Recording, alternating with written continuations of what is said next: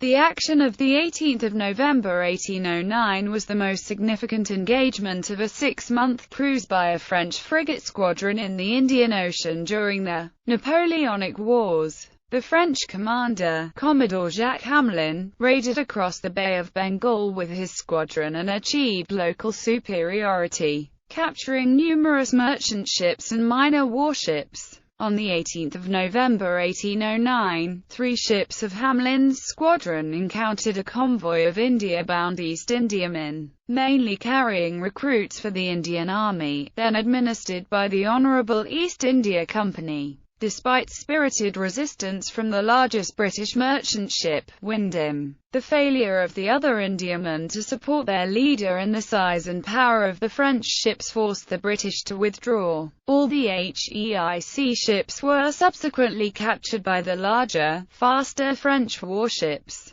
A month later, Hamelin's raiding campaign skirted disaster when a winter hurricane on the voyage back to Ile-de-France almost wrecked his flagship Viracute-News. Viracute-News only survived with the cooperation of the British prisoners aboard, who brought the ship safely to port. Only 2 of the captured Indiamen were successfully brought to Ile-de-France. The same storm that nearly destroyed Viracute-News scattered the squadron and its prizes, allowing a patrolling British frigate to recapture Windham just a few miles from the French island. Background: in the late autumn of 1808, the French Navy dispatched 4 large frigates to the East Indies. These ships, stationed on Ile-de-France and Isle Bonaparte, were ordered to attack and disrupt British trade routes from the Far East, in particular British India. This disruption was intended to have a negative financial effect on the British economy and force the Royal Navy to send ships into the Indian Ocean, expending valuable resources in doing so. The commander of this French force was Commodore Jacques Hamelin, a highly skilled officer who ordered his frigates to disperse in the Bay of Bengal to hunt British East Indiamen, large and well-armed merchant ships that carried millions of pounds worth of goods between Britain and her empire every year. During the late spring, the most active of the French frigates was Caroline, which intercepted a convoy of East Indiamen in the action of the 31st of May 1809. Due to a brief but determined resistance by the larger vessels, 1 of the East Indiamen was able to escape, but 2 others were captured and brought to Isle Bonaparte. During the spring of 1809, the Royal Navy in the region, represented by Admiral Albemarle Bertie at the Cape of Good Hope, had also been active. Bertie had gathered a squadron of available ships which he ordered to blockade the French Indian Ocean islands and probe them for weaknesses that would assist future invasion attempts. The force was led by Commodore Josias Rowley and HMS Reasonable and mainly consisted of frigates, in roughly equivalent numbers to the French force under Hamelin. Rowley's first significant operation was the successful raid on St. Paul on the 21st of September 1809. Hamelin's cruise. In July 1809, Hamelin had departed Ile-de-France for the Bay of Bengal in Viracute-News, accompanied by the corvette Creole and the frigate Mancha. The frigates were both armed with at least 40 cannon each and the corvette 14. All 3 ships were crewed by a full complement of experienced sailors drawn from the pool of unemployed men stranded in Ile-de-France by the British blockade. This force was followed a month later by the similarly sized frigate Bellona. Hamelin's early cruises were successful. Operating initially off the Nicobar Islands, Viracute-News captured the HEIC armed ship Orient on the 26th of July. After this, however, targets became scarcer and despite the capture of a number of small merchant vessels, Hamelin was forced to take his squadron further east and south to find British shipping to attack. On the 10th of October, he raided the small trading port of Tapanuli on Sumatra, captured its British population and razed the town. At 600 on the 18th of November 1809, with the sailing season almost at an end, Hamelin finally encountered a sizable target. Cruising in VEQ-10Us, accompanied by Mancha and Creole, Hamlin sighted and chased a northwards bound convoy of East Indiamen. These three ships were the Wyndham, Charlton, and United Kingdom, under the command of Captain John Stewart on Wyndham. Stewart's ships had departed Britain months earlier, destined for Calcutta to receive cargoes for Britain. Their main cargo on this voyage were over 200 passengers, primarily soldiers enlisted in the army of the HEIC. All three vessels weighed approximately 800 tons and carried between 20 and 30 cannon each, but were not warships.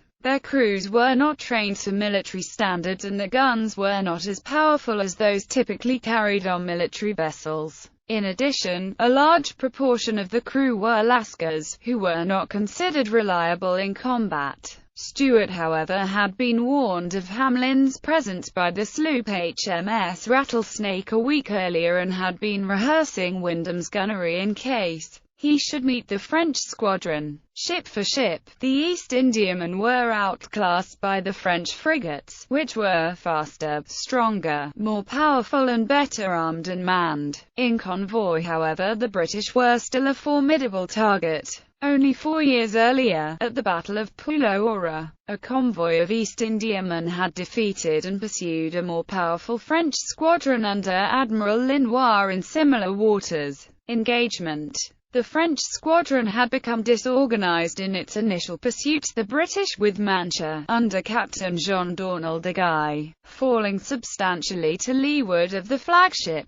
Seeing this, Stewart realized that the best hope his convoy had of survival was to unite and attack Mancha together. The combined batteries of the East Indiamen could be deployed en masse, hopefully inflicting enough damage to drive Mancha away and discourage Hamlin in VEQ-10Us from attacking alone. Signaling his intentions to the captains of Charlton and United Kingdom, Stewart turned towards VEQ-10Us and bore down on her. Hamlin, realizing the threat his scattered squadron faced, signaled for his ships to join up. With the wind against him, however, it was obvious that Wyndham would reach Mancha first. By 800, it was clear that despite his vessel's speed, Stewart's plan was going to fail. The captains of Charlton and United Kingdom had not even attempted to join his advance, deliberately checking their advance towards the French, falling far behind Wyndham. Although Stewart now faced overwhelming odds, he had no option but to continue the attack. His ship was now too close to attempt to flee from the French frigate.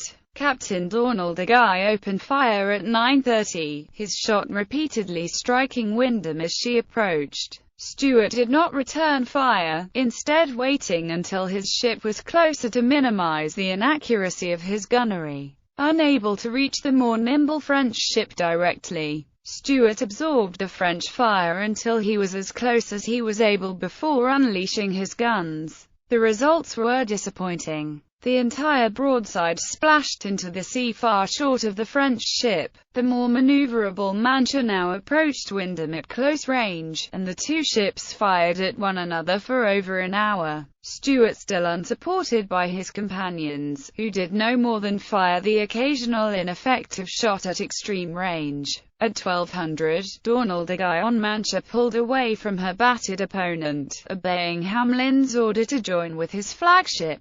Hamlin then sent Mancha and Creole after the slow Charlton and United Kingdom, using VEQ-10Us to chase Wyndham. Stewart had used the break in the action to effect rudimentary repairs to his battered ship and, with the agreement of his officers, determined to abandon the other ships and escape alone. Mancha and the corvette rapidly overhauled and captured Charlton and United Kingdom, their captains Charles Mortlock and William Dester making no serious attempt to resist or escape. VEQ-10Us, however, became embroiled in a lengthy chase as Stewart threw all not essential stores overboard in an effort to make his ship lighter and faster. For 5 days, Wyndham led VEQ-10Us in pursuit across the Bay of Bengal, and it was not until 10:30 on the 22nd of November that Hamlin finally closed with the British ship and forced her surrender. Return to Ile-de-France.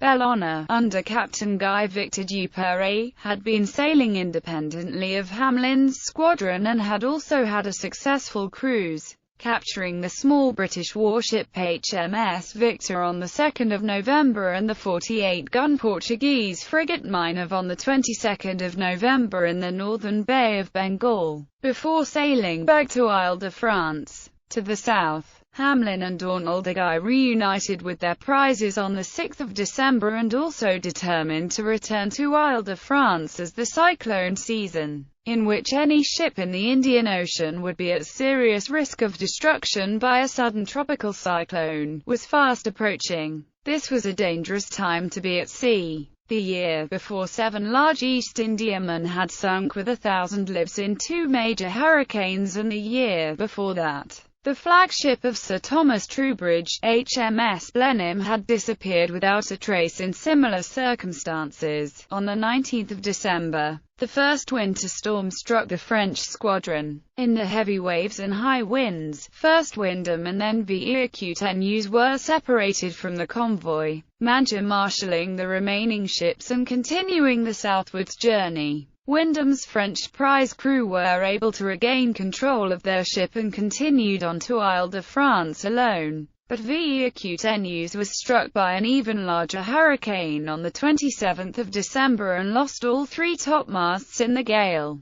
The French crew panicked as the storm began, and refused to attend to the sails or even close the hatches. As a result, the vessel almost foundered as huge amounts of water poured into the ship. In desperation, Hamlin called Captain Stewart to his cabin and requested that his men save the ship, but demanded that Stewart give his word that his men would not attempt to escape or seize the frigate.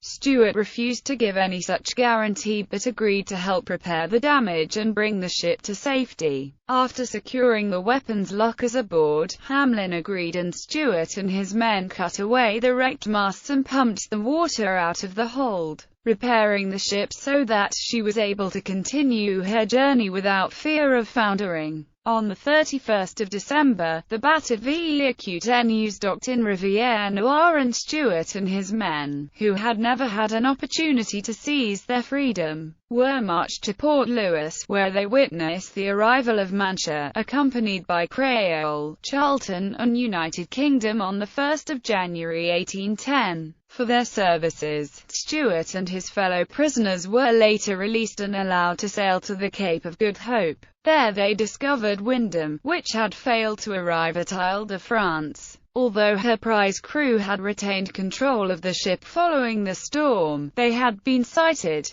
chased and seized within sight of Ile-de-France on the 29th of December by the newly arrived British frigate HMS Magicienne under Captain Lucius Curtis.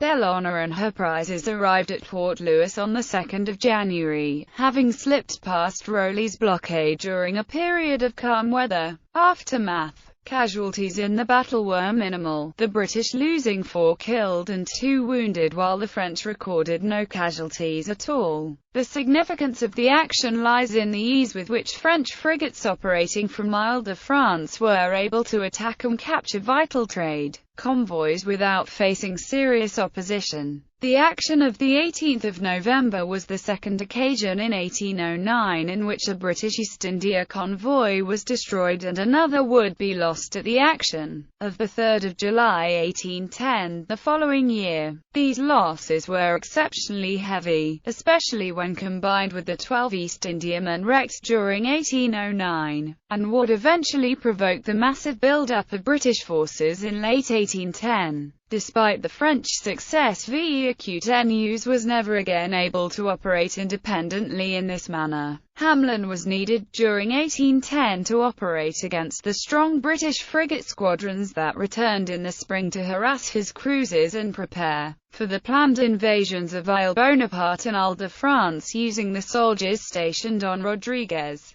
The French Commodore was ultimately unable to prevent these operations and was eventually captured in the action of the 18th of September 1810. A personal engagement with Rowley on HMS Boadicea